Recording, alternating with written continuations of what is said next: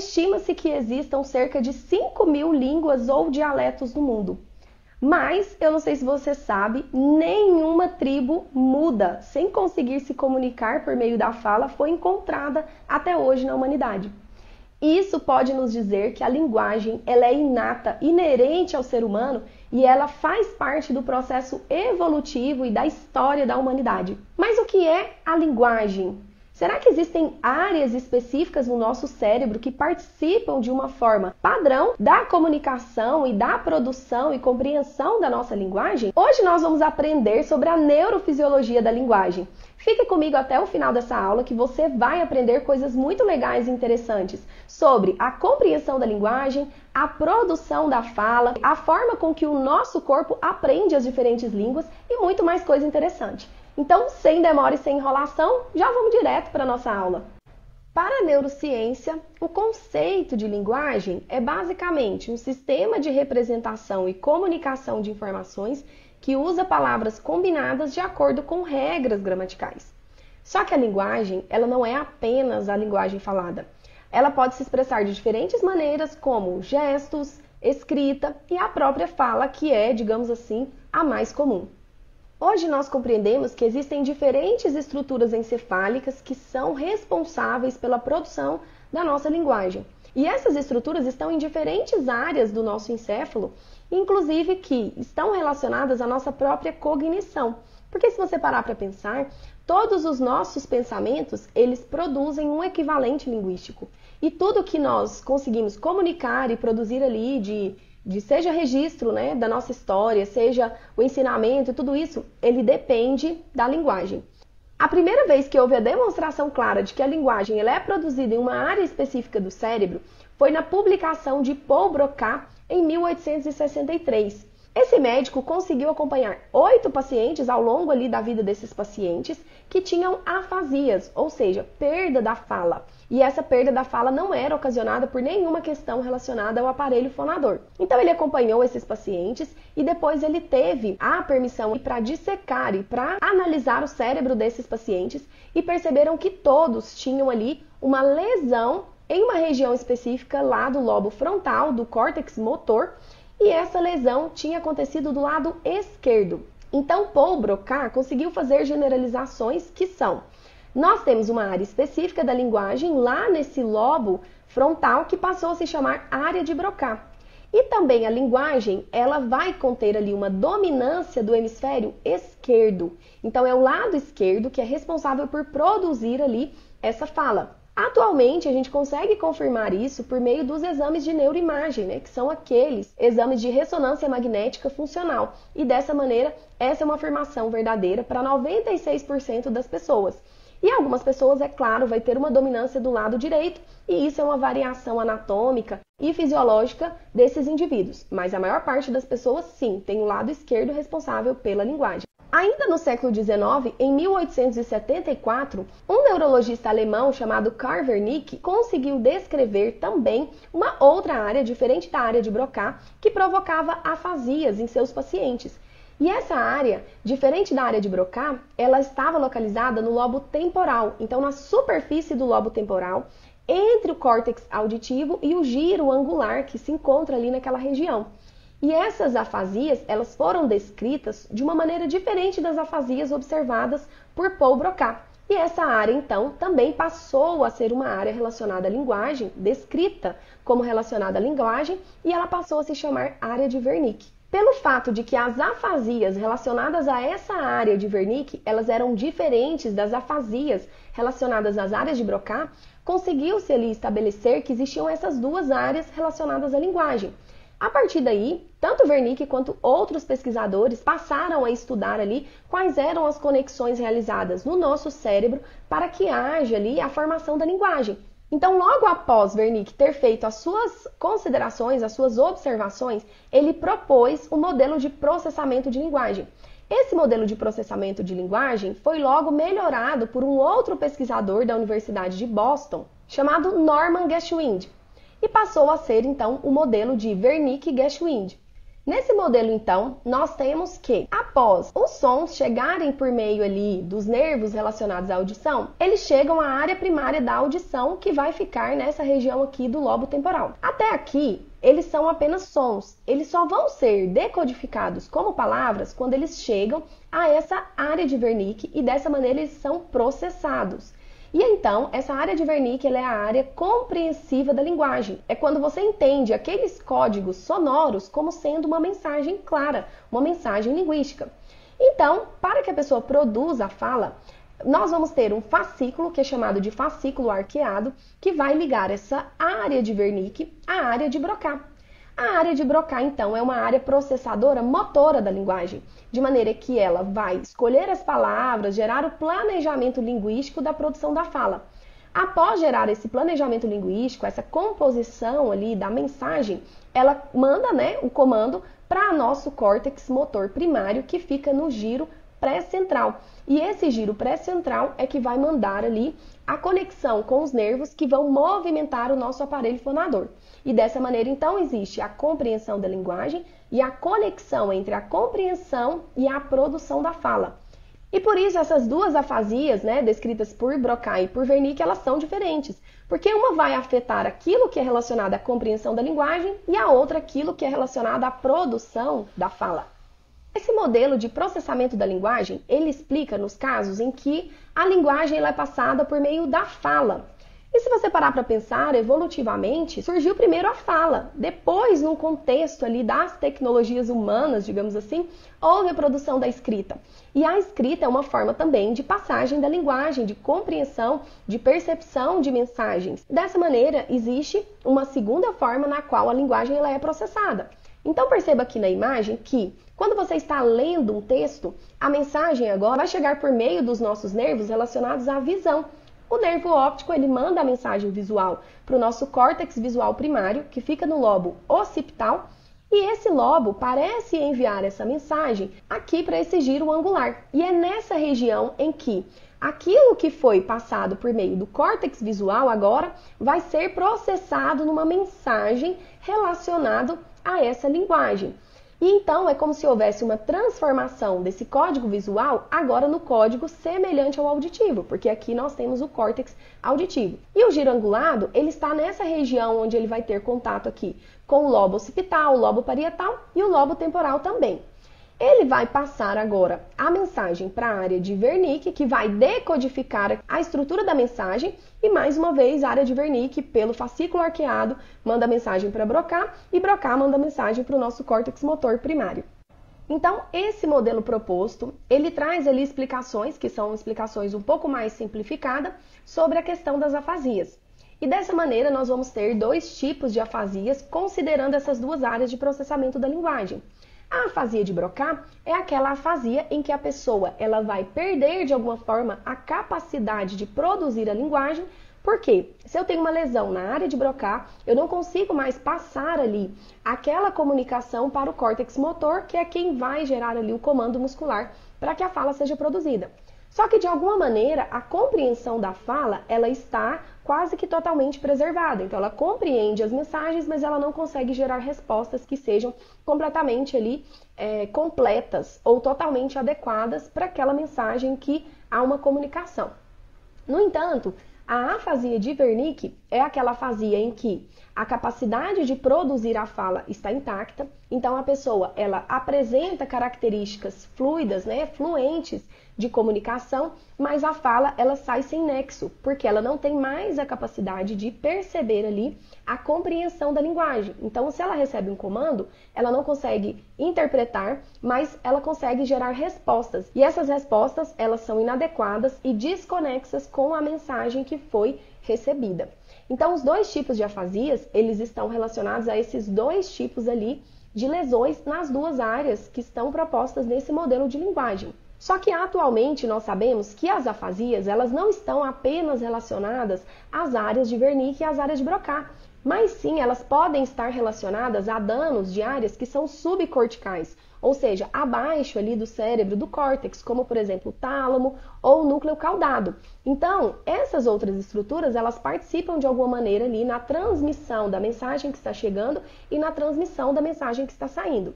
E a afasia ela vai ser mais grave quando a área que foi lesionada for maior e ela vai ser menos grave quando essa área lesionada for menor.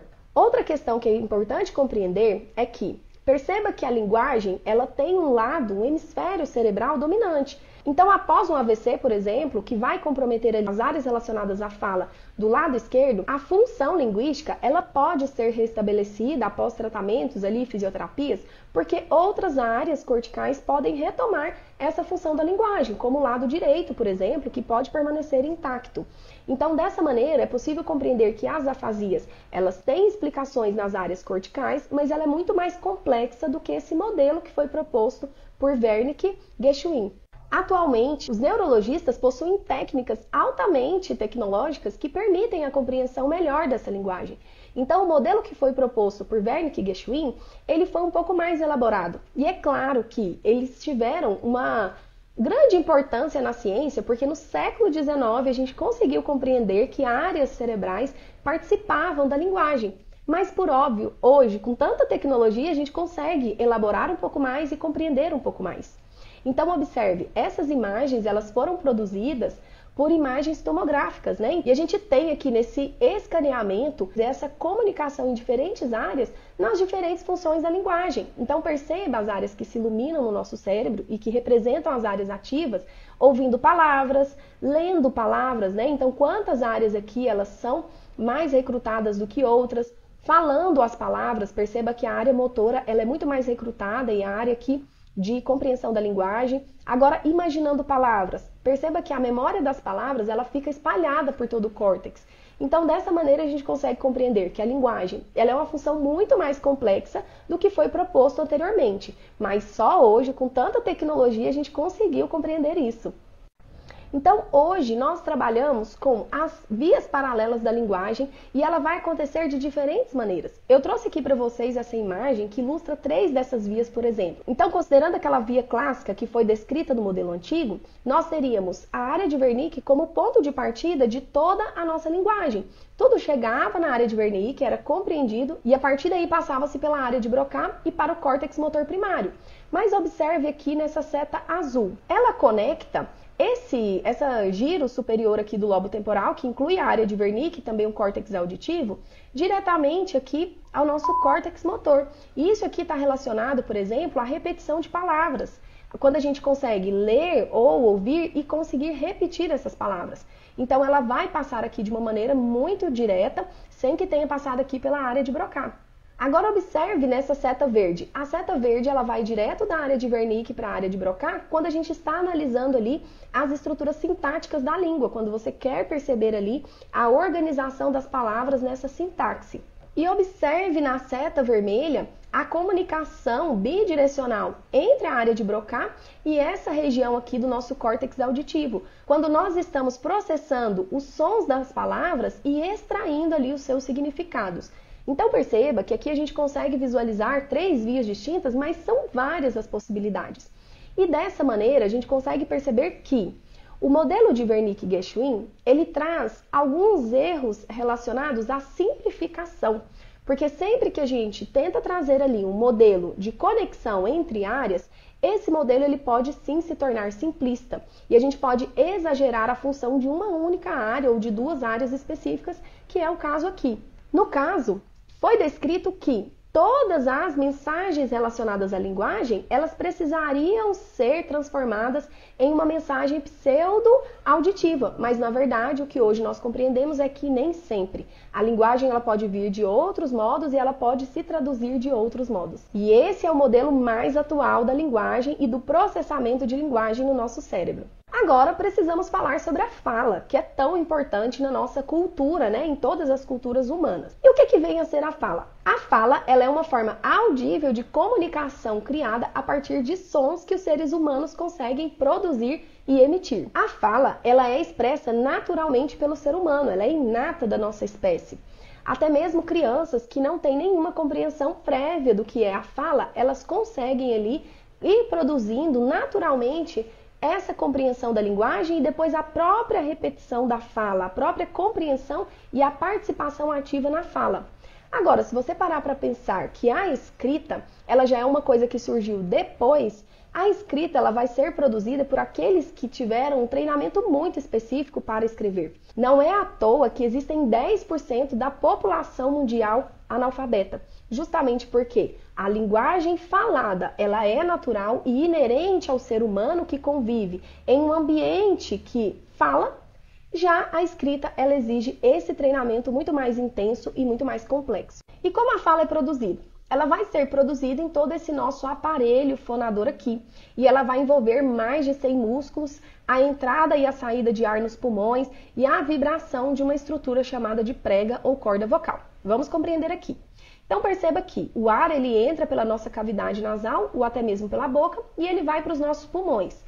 Mas para produzir a fala, eu estou aqui falando com vocês, esse ar ele precisa deixar os pulmões na expiração.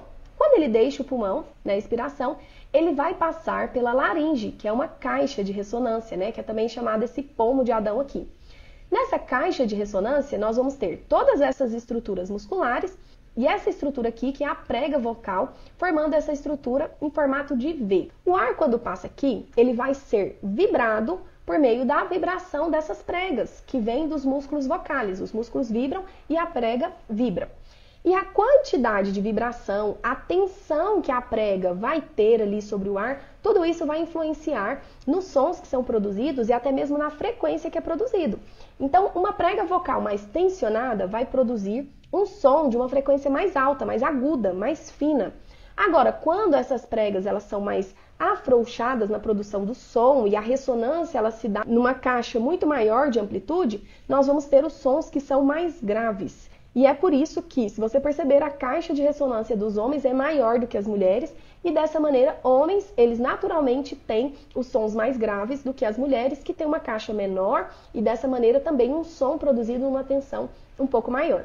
Além disso, a posição da língua e o seu movimento em direção aos dentes, aos lábios, os próprios lábios se movendo, vai produzir ali as variações de fonemas. Então, existem fonemas que são únicos, exclusivos de determinadas linguagens. E esses fonemas, por não serem da nossa língua nativa, nós temos uma dificuldade de produzi-los. Não é à toa que muita gente tem muita dificuldade de falar aquele TH do inglês e acaba utilizando esse fonema T mesmo, porque é muito difícil você produzir um fonema que você não aprendeu lá na infância. Porque essa movimentação da língua é um aprendizado motor muito primário e ainda nessa fase em que a gente está aprendendo a falar. Mas é claro que com treinamento muitas pessoas conseguem sim se desenvolver a vir a produzir esses fonemas que não são produzidos naturalmente. Então, se você perceber o japonês, ele tem muita dificuldade de falar fonemas com a letra R, porque esses fonemas eles não são muito comuns desse idioma. E assim sucessivamente ao longo das diferentes línguas do mundo. Também hoje, estudos demonstram que diferentes fonemas produzem até mesmo percepções e compreensões de sentimentos e emoções diferentes nas culturas. Então, um psicólogo que ele atua no Brasil, dificilmente ele vai ter uma atuação tão boa quanto ele tem na sua língua nativa em outra língua, lá nos Estados Unidos, por exemplo, e vice-versa. Por quê? Porque a língua daquele país, ela consegue projetar as emoções de uma maneira um pouco diferente do que a língua do Brasil consegue projetar as suas emoções. E é dessa maneira que a gente tem essa grande diversidade de cultura, e a cultura também envolve diferentes formas de expressar as emoções, de se gerar vínculos e conexões. Então, a linguagem, ela passa por isso. A linguagem, ela é basicamente a base fundamental do psicólogo para fazer psicoterapias. Por isso, é tão importante compreender a linguagem, no caso daqueles que trabalham ali com a psicologia, com a psicoterapia. E essa linguagem, ela deve sempre estar no contexto da cultura e daquele país do qual o psicólogo vai agir e vai trabalhar. Aqui, então, vamos compreender como é que é esse processo de aquisição da linguagem, como é que a gente aprende os nossos idiomas. Então, a primeira coisa que você precisa entender é que a forma com que você aprendeu a sua língua mãe não vai ser a forma com que você vai aprender um novo idioma. Mas, por óbvio, existem várias pessoas ao longo do mundo que são poliglotas, ou seja, que sabem a sua língua mãe, mas vários outros idiomas. Não é uma coisa impossível, ela só vai acontecer em uma via paralela ao que aconteceu quando você aprendeu o seu idioma mãe lá ainda na sua primeira infância. Então observe aqui, os recém-nascidos eles fazem aqueles gorgolejos e isso vão se tornar balbúcios aproximadamente ali 6 meses de idade, que é já aquela primeira tentativa de imitar a fala dos adultos. Aos 18 meses, a criança ela é capaz de compreender em torno de 150 palavras, ela já está aprendendo ali a questão motora da sua própria fala. Os bebês, eles vão começar a perder a capacidade de distinguir os sons que antes eles eram capazes de diferenciar. Então, quando a gente nasce, a gente diferencia todos os sons, mas conforme você vai convivendo ali com a língua mãe, você vai perdendo essa capacidade. E o nosso cérebro agora, ele passa a se especializar naquele idioma que a sua família está falando e que aquele contexto que esse bebê está convivendo está falando. E aí, em torno de 1 a 2 anos de idade, a criança ela já tem os tons, o ritmo e o sotaque daquela língua mãe. E a gente já consegue compreender essa fala da criança, mesmo que muitas palavras saiam erradas. Porque a compreensão da linguagem não se dá em torno simplesmente você compreender a palavra completa. Você passa agora a compreender ali as junções naturais de cada palavra. Então, quando nós vamos falar palavras, a gente junta ali sílabas e essas palavras passam a ter, essas novas palavras passam a ter significados para nós. Então, imagine no goianês, que é a minha língua nativa, né? O brasileiro goianês. Nós temos lá, onde você vai, né? Onde você tava. Isso aí, claro, né, é uma piada, mas é claro que a gente compreende a mensagem por trás disso, porque o nosso cérebro ele vai começando a compreender essas junções e essas junções fazem parte dos melindres de cada idioma. Por isso que é tão difícil você assistir um filme de um idioma que você nunca viu e compreender as palavras que você aprendeu no livro-texto. Porque lá no livro-texto as palavras estão separadinhas e lá no idioma falado elas saem num bloco, né, num conjunto e você fala, meu Deus, o que esse povo está falando? E aí, conforme você vai ouvindo, que é a forma natural de se aprender um idioma, você agora passa também a compreender essas junções. Por isso que não adianta você estudar inglês para ser fluente em inglês. Você precisa primeiro ouvir, até que você consiga criar a percepção dessas junções. E na adolescência, a partir da adolescência, esse aprendizado ele se torna muito mais dificultoso. Por quê? Todo o nosso idioma ele já foi instalado ao longo do nosso cérebro, a memória das palavras. Então agora a gente precisa criar esses idiomas em torno disso. Só que perceba o seguinte, se uma pessoa ela vai ter uma afasia, ela vai perder ali o seu idioma mãe. E se ela tem um segundo idioma, ela consegue utilizar essas vias alternativas do segundo idioma para continuar a sua compreensão e a sua comunicação. Por isso, gente, estudar idiomas é muito bacana, é muito saudável para o seu cérebro e te deixa muito mais conectado com o mundo. Então não pense que estudar inglês é para quem quer ir para fora, ou estudar francês é para quem quer ir para a França. Pense que você estudar idioma, você está deixando o seu cérebro muito mais saudável, protegido, ativo e tudo mais.